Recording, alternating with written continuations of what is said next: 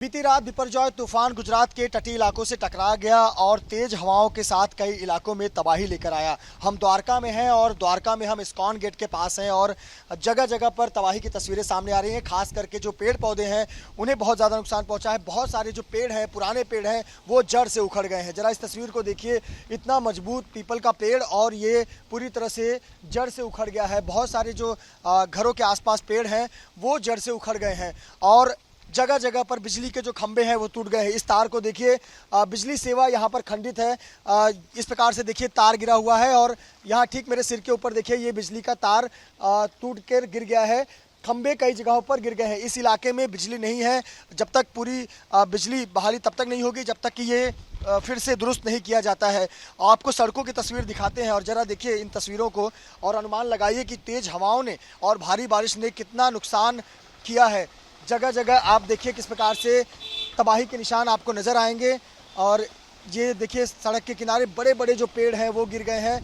इतने बड़े मजबूत पेड़, इतने पुराने पेड़ धराशायी हो गए हैं। इतना शक्तिशाली तूफान था, जब इतने बड़े पेड़ नहीं टिक सके तो आप कल्पना कीजिए कि सड़कों पर यदि कोई व्यक्ति होगा तो उसकी क्या हालत होगी। देखिए किस प्रकार से यहाँ पर बहुत सारे पेड़ गिरे हैं। ऐसे पेड़ गिरे हैं जो जिसमें फल लदे हुए थे। ये देखिए बहुत सारे पेड़ ऐसे हैं जिसमें फल लदे हुए थे और यहाँ देखिए सड़कों के किनारे जो छोटी छोटी दुकानें हैं वो दुकानें पलट गई। यहाँ देखिए बाईं तरफ यहाँ बड़ा सा पेड़ गिरा हुआ है और देखिए सबसे खतरनाक कि रात को क्यों बिजली बंद कर दी गई थी, सेवा क्यों बंद कर दी गई थी, इस वजह से। ये देखिए तार जो है वो इस प्रकार से टूटे हुए हैं। इलाके में बिजली सेवा ठप है, इसीलिए जो जगह जगह पर खंभे टूटे, तार टूटे, इसी वजह से बिजली की सेवा कल रात को ही बंद कर दी गई थी। पूरा ये द्वारका शहर, अधिकतर क्षेत्र अंधेरे में था और ये देखिए बहुत सारे नुकसान यहाँ पर हुए हैं। घर के आसपास जो छोटी छोटी दुकानें लोग लगाते हैं उनका काफ़ी ज़्यादा नुकसान हुआ है। यहाँ देखिए पेड़ किस प्रकार से पेड़ गिर गए हैं। बहुत ज़्यादा नुकसान इस परिसर में देखने को मिल रहा है और थोड़ा यहाँ आपको लेकर चलते हैं। ये देखिए सड़क पर किस प्रकार से यहाँ पर पानी भरा हुआ है। बिजली के तार जो है हर जगह टूटे हुए नज़र आ रहे हैं। बहुत जगह जो इलेक्ट्रिसिटी पोल हैं वो टूटे हुए नज़र आ रहे हैं और जगह जगह पर पानी भरा हुआ है। चौक चौराहों पर पानी भर गया है और एक यहाँ पे इस्कॉन गेट है और बहुत मशहूर जगह है ये। और यहाँ दाएँ बाएँ जहाँ आपकी निगाहें जाएंगी इसी प्रकार से नुकसान हुआ है। दुकानें कल ही 2 दिनों से बंद करा दी गई थी। देखिए तमाम दुकानें बंद हैं, लेकिन जब ये दुकान के मालिक यहाँ पहुँच रहे हैं तो देख रहे हैं कि किस प्रकार से तबाही हुई है, किस प्रकार से नुकसान हुआ है। बड़े बड़े पेड़ गिर गए हैं। यहाँ देखिए बिजली के तार इस प्रकार से यहाँ पर टूटकर गिरे हुए हैं। इलेक्ट्रिसिटी ठप हो गई है। ये देखिए इतना मजबूत पेड़ जड़ से उखड़ गया है। तो कल्पना करिए हवाओं की गति कितनी रही होगी जिसकी वजह से काफ़ी ज़्यादा नुकसान हुआ है। कुछ स्थानीय लोगों से हम बात करने की कोशिश करते हैं।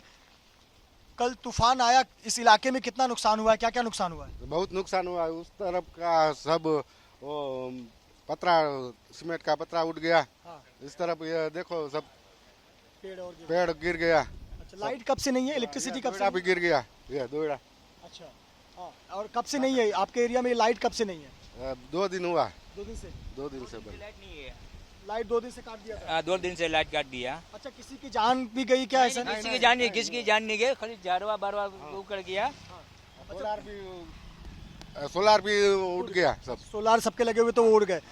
अच्छा ये बताएं, सरकार ने जो पहले से तैयारी की थी उसका फर्क दिखा आपको? हाँ, दिखा पहले से तैयार करी सरकार ने, हमने पर देखा।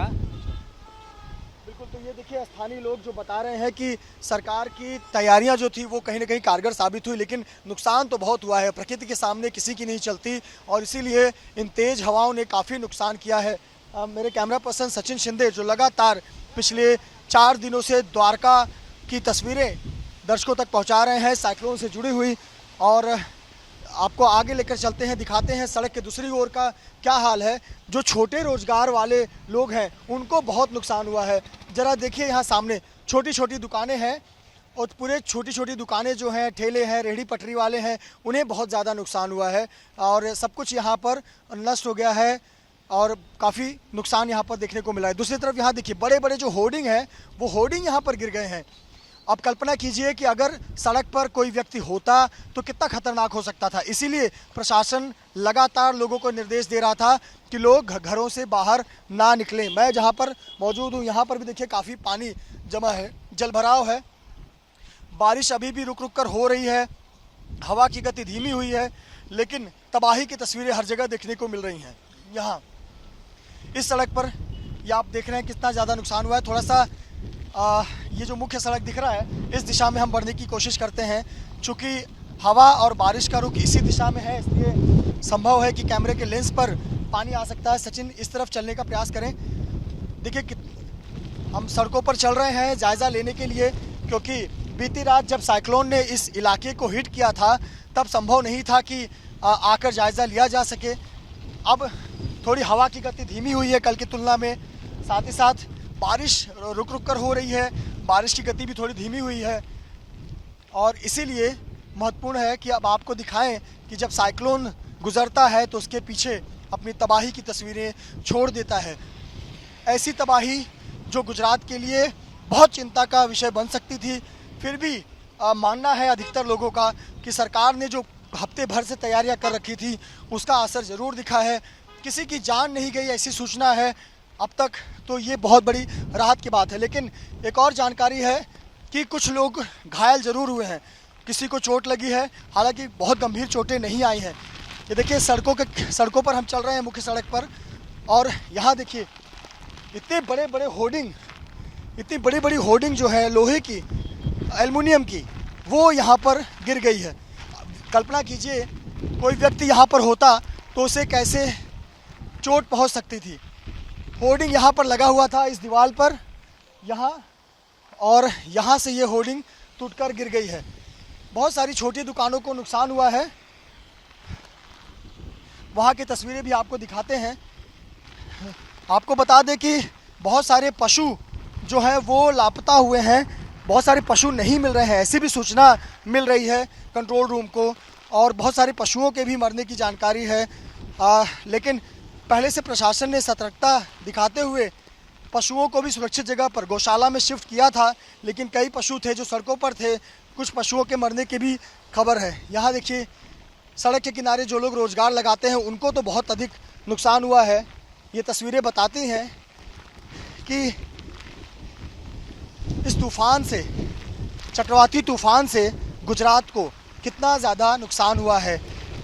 पेड़ तो हज़ारों की संख्या में पेड़ गिरे हैं, और देखिए सड़कों पर पानी जमा है। मुख्य सड़क है ये, कोई गली का रास्ता नहीं है, ये मुख्य सड़क है, यहाँ पर पानी जमा है।